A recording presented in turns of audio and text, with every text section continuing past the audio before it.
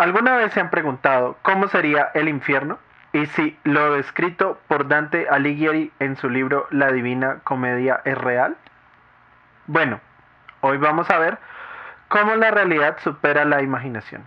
En este video mostraremos el infierno y su química, cortesía de nuestro vecino más cercano, Venus.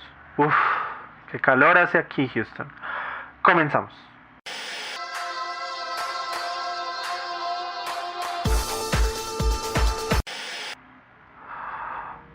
Venus es el objeto más brillante del cielo nocturno después del Sol y la Luna. Se observa en el firmamento cerca del amanecer o al final de la tarde.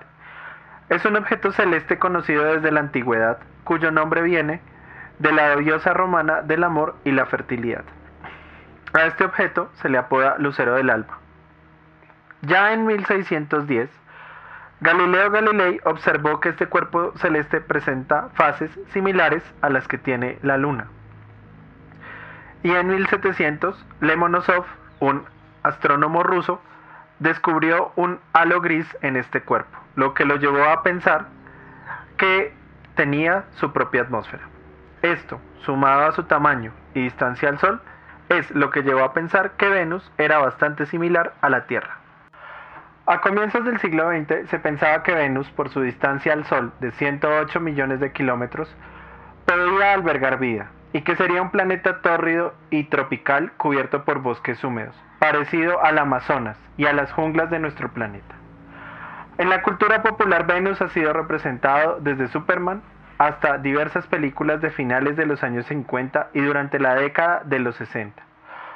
En esta época se llegó a pensar que había dinosaurios y plantas carnívoras, como lo vemos en La Bestia de otro planeta de 1958.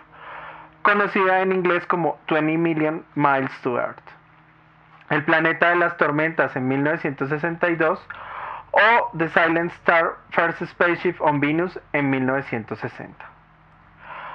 Venus es un planeta rocoso muy similar a la Tierra, de hecho se lo considera su gemelo.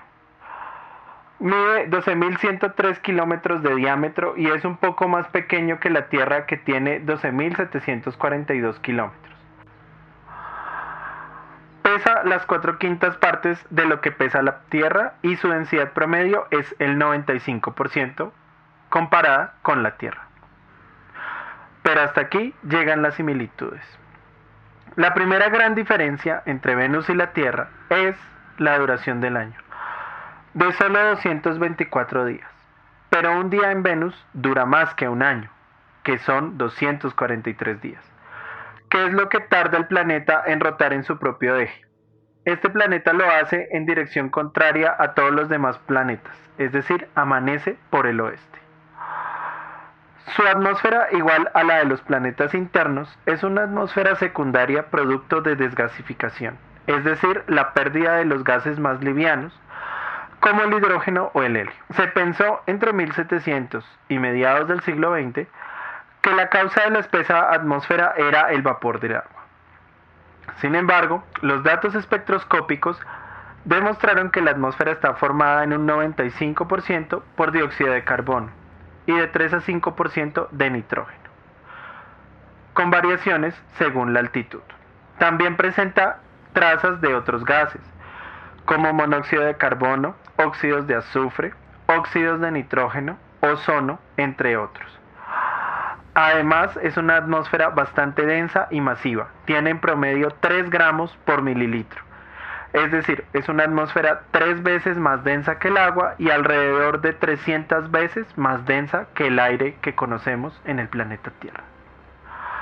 Por otro lado, la relación entre deuterio y protio de la atmósfera es 150 veces mayor a la que se observa en los océanos de la Tierra.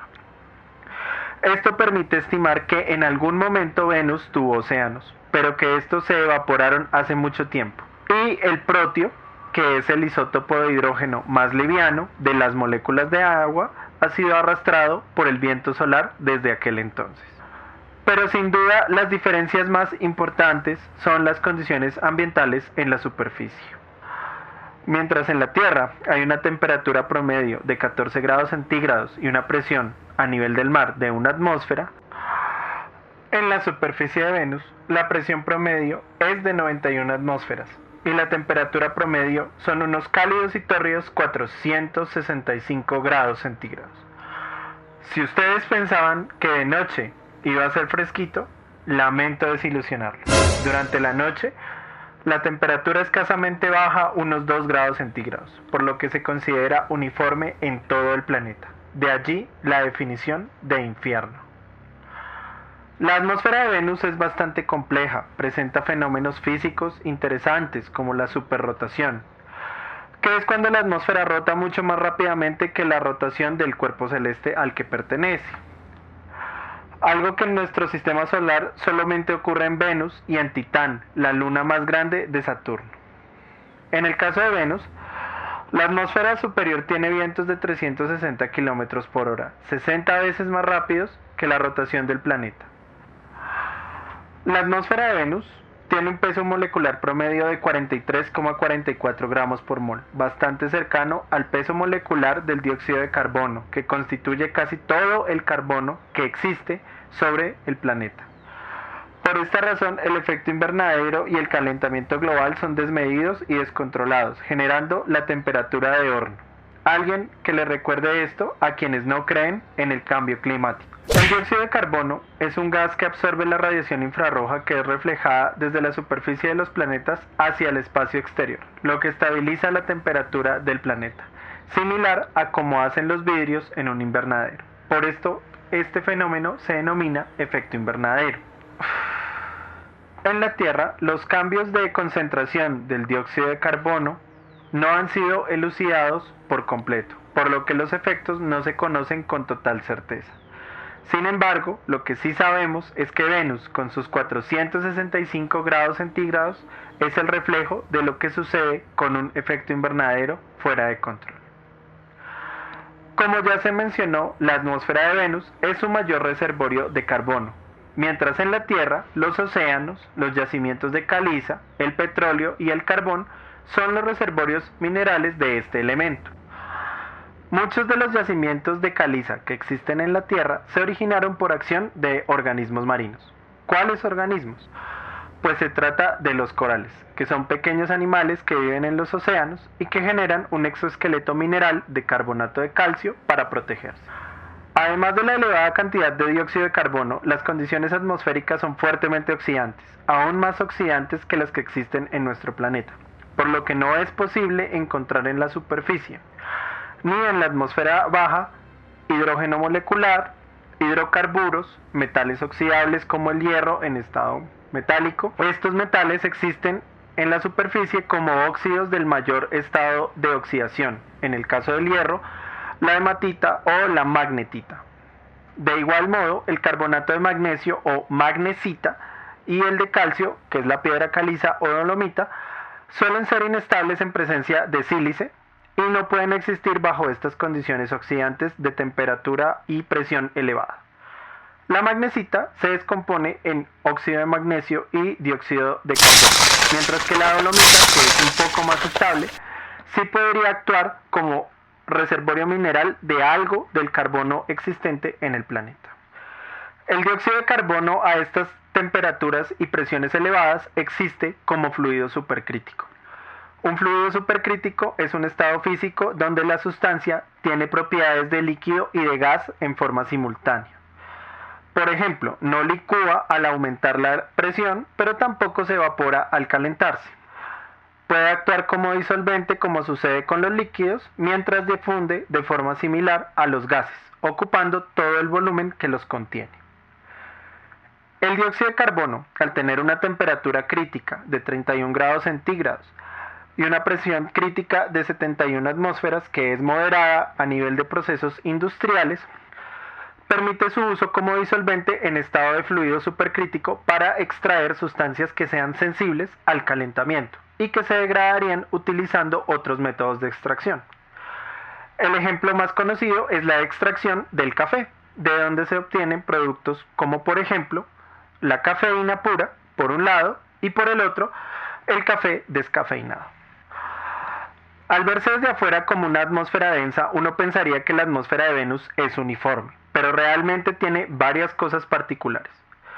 La atmósfera se divide en tres grandes zonas: la termósfera o atmósfera inferior, donde predomina el efecto invernadero y la química debida a altas temperaturas y presiones, que es prácticamente un océano de dióxido de carbono supercrítico. En esta zona, una de las cosas por las que no deberían preocuparse en su estancia es por el sol y las quemaduras solares, ya que la parte alta y media de la atmósfera filtra totalmente la radiación ultravioleta y buena parte de la radiación visible, gracias al dióxido de carbono, dióxido de azufre y a una sustancia desconocida que hasta el momento no se ha podido determinar y que constituye uno de los grandes enigmas de este planeta, ya que esta sustancia, junto al dióxido de azufre, son responsables de la absorción de buena parte de la radiación ultravioleta que proviene del Sol. El límite entre la termósfera y la atmósfera media está alrededor de los 30 a 40 kilómetros de altura. Allí se descompone por calentamiento a más de 370 grados centígrados el ácido sulfúrico, generando trióxido de azufre y vapor de agua, por lo que esta sustancia corrosiva jamás alcanza la superficie. La atmósfera media o mesósfera tiene tres grandes capas de nubes y constituye prácticamente un sistema global de nubes. Es aquí donde ocurre la producción de ácido, a partir de trióxido de azufre y agua. Recordemos que el ácido sulfúrico es el mismo que encontramos en las baterías de los automóviles. Es una valiosa sustancia cuya producción es indicadora de la capacidad industrial de los países. Las condiciones de la mesósfera entre los 40 y los 70 kilómetros de altura son similares a las que existían en los antiguos reactores de ácido sulfúrico, utilizando el método de la cámara de plomo, método que se empleó en algunos países, como por ejemplo España, hasta los años 80 para producir esta valiosa sustancia. El dióxido de azufre suele ser bastante abundante en la atmósfera media y superior, donde llueve. Sí, llueve ácido sulfúrico. También hay tormentas con descargas eléctricas y de hecho las ondas espaciales han detectado huracanes en los polos y tormentas que tienen doble vórtice.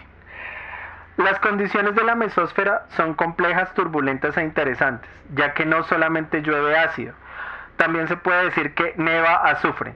Sí, nevan pequeñas partículas de azufre provenientes de la fotodegradación ultravioleta del dióxido de azufre en la atmósfera superior, las cuales actúan como núcleos para generar el ácido y la lluvia corrosiva. También neva el ácido nitrosil sulfúrico y su anhídrido, los cuales son subproductos de la producción de ácido generados en la presencia de óxidos de nitrógeno presentes en esta zona de la atmósfera. El color de esta zona tiende al amarillo o al café rojizo, debido a la presencia de dióxido de nitrógeno, tal y como sucede en la explosión de Beirut, cuyo video está en la parte superior, y tricloruro de hierro gaseoso. En la atmósfera media ocurren fenómenos fotoquímicos y termoquímicos. Los primeros revisten mayor importancia a medida que se asciende desde la superficie, y los últimos son predominantes a medida que nos acercamos al suelo. Además, en esta zona de la atmósfera ocurre el intercambio de energía entre la atmósfera inferior, que es estacionaria, con vientos muy leves de unos pocos kilómetros por hora y que por tanto se asemeja más al fondo de los océanos de la Tierra, con la atmósfera superior, que presenta la superrotación. Algunas de las reacciones fotoquímicas explican la estabilidad en la composición global de la atmósfera. De hecho, la química de la zona media y superior entre los 50 y los 110 kilómetros de altura es tan compleja que los modelos actuales que tratan de explicarla deben considerar entre 150 y 380 reacciones químicas con 40 a 50 sustancias diferentes, algunas de ellas en bajas cantidades, pero que tienen efectos drásticos en los componentes mayoritarios de la atmósfera, como el dióxido de carbono, el dinitrógeno, los óxidos de nitrógeno y el dióxido de azufre. Finalmente, la fotosfera es una zona donde las condiciones son menos hostiles, ya que la presión es más baja que la presión atmosférica a nivel del mar en la Tierra, y las temperaturas son bajas, pero donde ocurren grandes ciclos fotoquímicos que mantienen el equilibrio global de los gases atmosféricos de Venus. Entre ellos el ciclo de los óxidos de nitrógeno, que explica al menos el 25% de la producción de dioxígeno, 1/3 de la producción de cloro molecular y compensa la 1/4 parte de la fotólisis del dióxido de azufre. Los óxidos de nitrógeno actúan como catalizadores en muchas reacciones de la atmósfera. Gracias a estas reacciones, en esta zona se producen gases como el ozono, el dioxígeno, y se degrada el ácido sulfúrico, el dióxido de carbono, el dióxido de azufre y el vapor de agua, para generar especies como el hidroperóxido, que hacen parte de varias reacciones en esta zona y de la atmósfera media. En cuanto a la geología, Venus es similar a la Tierra. Ambos tienen núcleos de hierro y manto rocoso fundido. Sin embargo, se cree que Venus tiene un núcleo totalmente líquido no convectivo, debido a la total ausencia de campo magnético que proteja la atmósfera del viento solar. De otra parte, aunque no se ha encontrado gran evidencia de que haya fenómenos de tectónica de placas, sí hay grandes cadenas volcánicas como los montes Maxwell o la Regio Beta. La composición de la corteza es de rocas ígneas, como el basalto y la picrita, ricos en magnesio, similares a las que podríamos encontrar en Hawái o en el lecho oceánico de la Tierra. Además, esta corteza se origina en grandes oleadas de erupciones volcánicas que remodelan el planeta en un periodo corto de tiempo. Comparada con la Tierra, la Luna o Marte, la cantidad de cráteres de meteoritos es baja, no tan baja como las de la Tierra, pero sí lo suficiente para sugerir que las zonas más antiguas de la superficie tienen máximo 1.000 millones de años. Sobre esta superficie antigua se han llevado a cabo al menos 2 episodios de recobertura por parte de los volcanes, seguidos de periodos donde la actividad volcánica es menor. También se cree que la lava de Venus es menos viscosa que la de la Tierra, por lo que se considera que su composición es ultramáfica, similar a la lava que se encuentra en el manto terrestre. Estas rocas son alcalinas, contienen gran cantidad de hierro y magnesio y bajas cantidades de sílice y potasio. Por otra parte, la superficie presenta zonas donde rocas del manto han sido extruidas de forma directa, generando estructuras geológicas circulares de 100 hasta 300 kilómetros de diámetro conocidas como coronas. Otra característica geológica se debe a las elevadas temperaturas de la superficie, que causan que los minerales, en particular aquellos donde hay un dipolo permanente entre los átomos que lo constituyen, pierden ese dipolo por el calentamiento. Esto se evidencia al hacer lecturas de radar, donde las zonas con la misma composición química pueden verse más brillantes o más opacas ante las ondas de radio. Esto se debe a que están compuestas por minerales dieléctricos, como la pirita o la cloroapatita, que bajo ciertas condiciones, por ejemplo a alta temperatura, se comportan como aislantes, mientras que a temperaturas más bajas se reorganizan en su estructura cristalina, lo que les da un dipolo permanente que facilita la transmisión de las ondas de radar y las hace ver más brillantes. Esto distingue a las regiones altas de las montañas del resto del terreno. Además, en estas zonas se presume que hay reacciones entre los minerales del suelo y la atmósfera, lo que les otorga una marca distintiva comparada con otras zonas del planeta. En muchas de estas reacciones están involucrados gases como el dióxido de azufre, el fluoruro y el cloruro de hidrógeno gaseoso, entre otros, los cuales son más abundantes en zonas próximas a la superficie. Otra característica interesante que se encuentra en Venus es, por ejemplo, que en las cimas de las montañas suele nevar, pero no hielo como sucede en la Tierra, sino algunos compuestos metálicos de plomo y bismuto. Bueno, ya hemos hecho todo un tour por el infierno. Si les gustó este video, por favor suscríbanse al canal de Enseña Química para ver nuestros nuevos videos y nuevas actualizaciones en este año. Muchas gracias a todos y nos vemos en la próxima. Si te gustó este canal, por favor, dale click al botón de suscribirte y activa la campana de notificaciones. También síguenos en todas nuestras redes sociales. Nos vemos en el próximo video. Hasta luego.